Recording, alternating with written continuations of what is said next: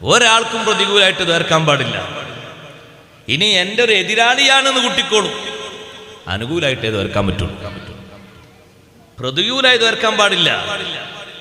പ്രതികൂലമായി ദ്വാരുന്നാൽ ഒരുപക്ഷെ അതുകൊണ്ടുണ്ടായിത്തീരുന്ന നാശം സഹിക്കേണ്ടത് ചിലപ്പോൾ നിരപരാധിയായിരിക്കും. ബാപ്പമാരൊരിക്കലും മക്കൾക്ക് പ്രതികൂലമായി ദ്വാരക്കാൻ പാടില്ല എന്ന് ഹബീബ് റസൂലുള്ളാഹി സ്വല്ലല്ലാഹു അലൈഹി വസല്ലം പഠിപ്പിച്ചു.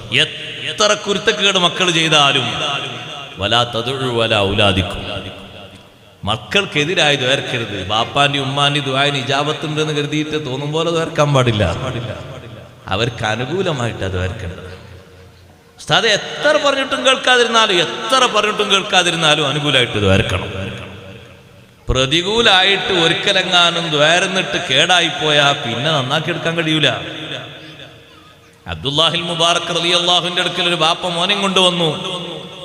എന്റെ മോൻ എത്ര പറഞ്ഞിട്ടും കേൾക്കുന്നില്ല, നിങ്ങളൊന്ന് പറഞ്ഞു നന്നാക്കണം എന്ന് പറഞ്ഞു.